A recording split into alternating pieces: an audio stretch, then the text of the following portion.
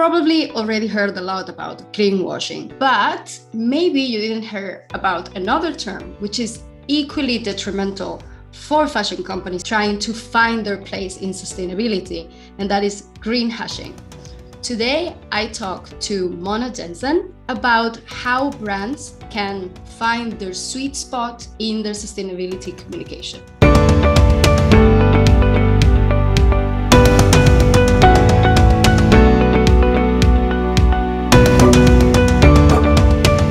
Hi, my name is Adela Alonso. I am a branding consultant specializing in creative, positive impact, and passion-driven businesses. And today we have a super special guest. It's one of my favorite people on earth, but she's also extremely talented. She's the founder and CEO of Something Green, a consultancy helping sustainable brands with the communication. As she says herself, she helps your audience go green. Let's say hello to Mona. Hi, Mona.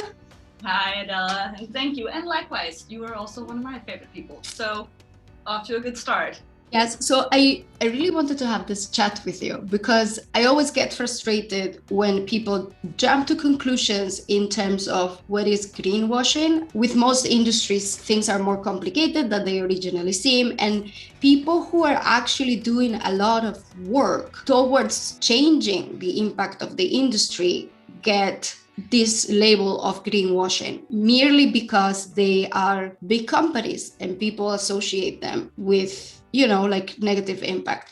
And we were talking about this and you talked to me about the term greenhushing, which I wasn't unaware of. And that, I think this is super interesting for those who might be watching who do not know what this is. Can you explain what is greenhushing? So yeah, we all know by now what greenwashing it is. Trying to make yourself seem greener than you are and maybe relabeling yourself as sustainable even though it's more or less business as usual. Greenhushing is keeping your green efforts a secret for the world. There are a surprising amount of companies who do this, unfortunately, and usually they do it out of good intentions because they are afraid to be labeled as greenwashers. They don't want to be too big and too bold, and often companies, especially in fashion, know that they have a long way to go before becoming 100% what they want to be. So they are afraid of celebrating even getting halfway there. And they're afraid of telling the world about it because they are afraid of negative backlash that they're going to see from the media, from consumers, from influencers, you name it.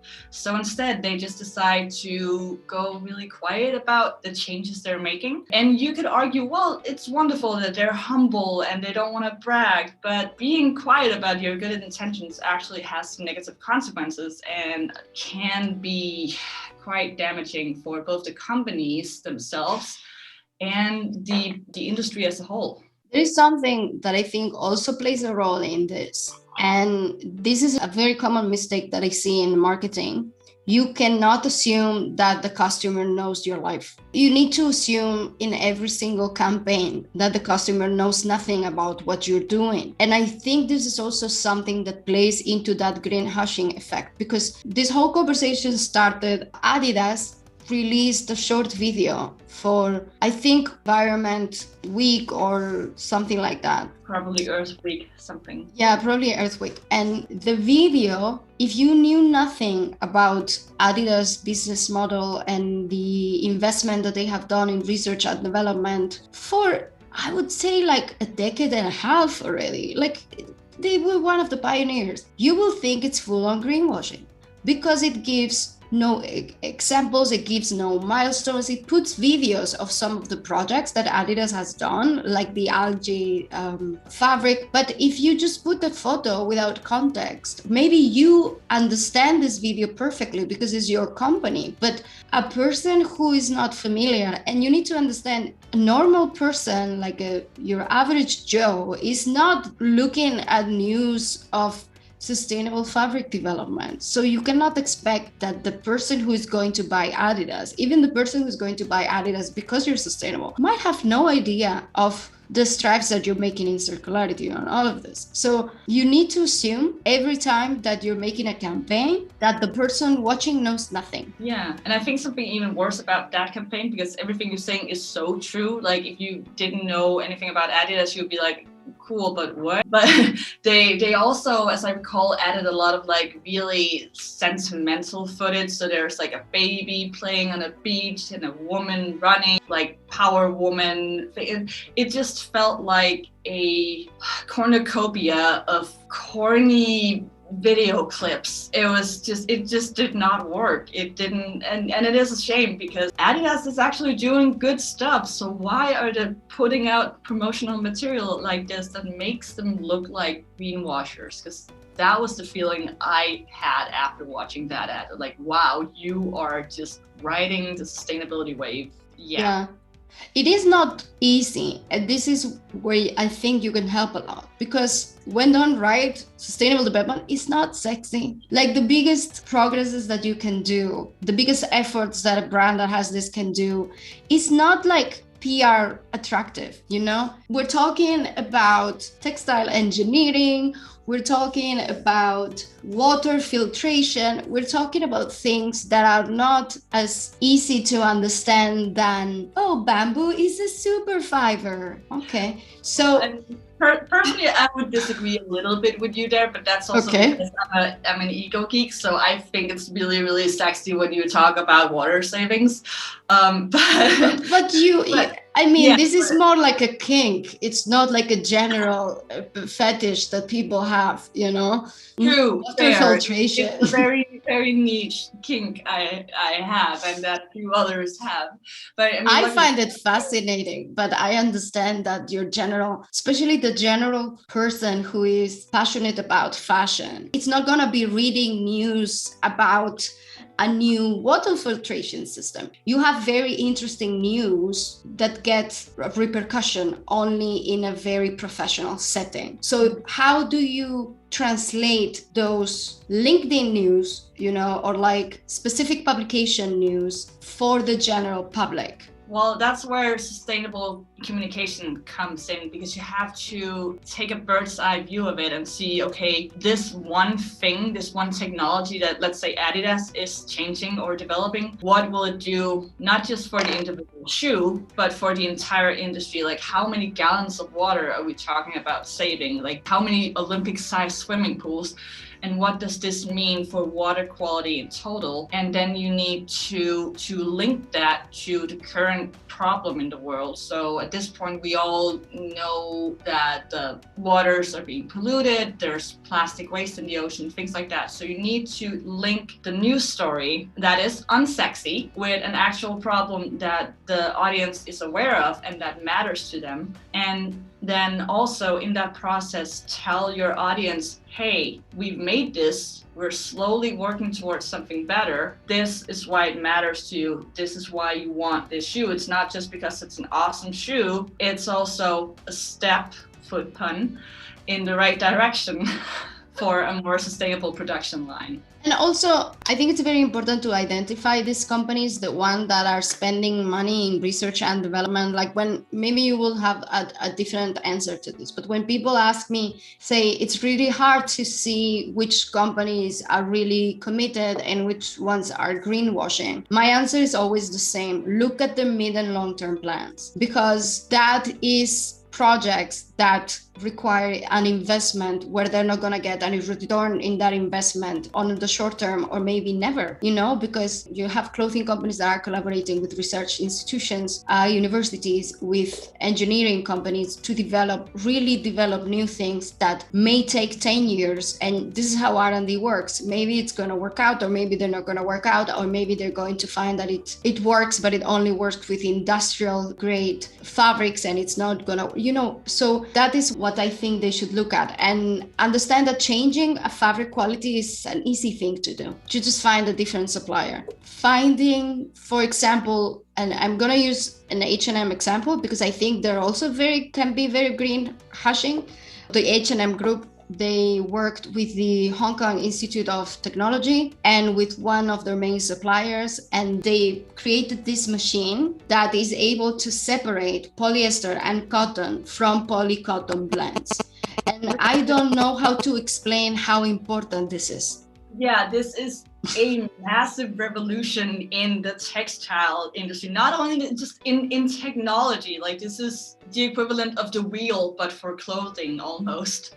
It's so important because the ultra short explanation to why this matters is that most of our clothings are a combination of different fabrics. So it's different materials. So it's like some cotton, some polyester, some silk, some wool, but it's all one big mishmash, like a woven fused together. If you want to really reuse those fibers, you need to tear them apart, because as soon as you have a blend, then you're always going to be downgrading it. You're never going to be like, even like, no matter how fancy you upcycle a dress, it will still be downgraded from its original material use. So being able to split the different kinds of fiber means that you actually have the option of making those primary fibers go into new production lines and become an as high quality line of clothing and of fabric. So it is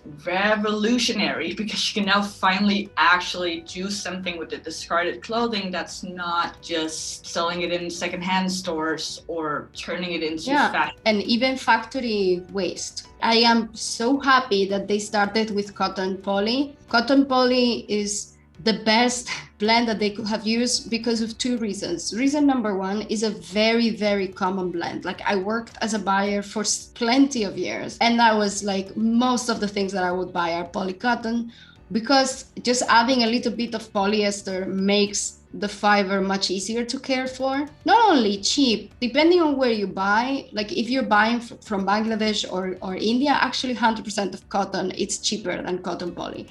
But it makes the fiber dry easier, it makes the fiber easier to take care of. So it's a very common blend. They work very well together. That's number one. Number two, we already have pretty advanced recycling methods for both polyester fibers and cotton fibers. Cotton is a cellulosic fiber. It can be broken down into a paste, mixed with new cellulosic fiber, and then turned into viscose. And this process already is pretty advanced. And polyester recycling, it's already pretty advanced. If you are gonna have to go through the poly processing, it's pretty much the same price to have new polyester than having recycled polyester. It's really important in those two levels. And this requires investment. This means the company needs to put money on the table without really knowing whether this is or not going to work. But again, it's something that I didn't know they were working on this until it came out. Did you know they were working on this? No idea. Like, when you sent that link to me, I was like, wait, what is this? Like, amazing. Yes, more now. So that's also a prime example of greenhushing. Why are you not announcing when you're starting that collaboration to show those people who are accusing H&M? And I do think people are confused because they're lacking information. And if they're lacking information, who's at fault is the brands. Yeah, and also it's such a shame when companies greenwash, because going back to the whole, like, yeah, you want to be humble, you don't want to risk rocking the boat. Yeah, but if you don't rock the boat, then you also don't make ripples. There's an industry here that you want to change. And by going out and saying, hey, this is what we're doing, we're not 100% there yet, but we're working on these things, these new technologies. We replaced 90% of our cotton with organic cotton, or like something like that, then you are setting a new bar for the entire industry. Yeah. You're raising the bottom level and saying, hey, all y'all, come follow. Let's raise the level here.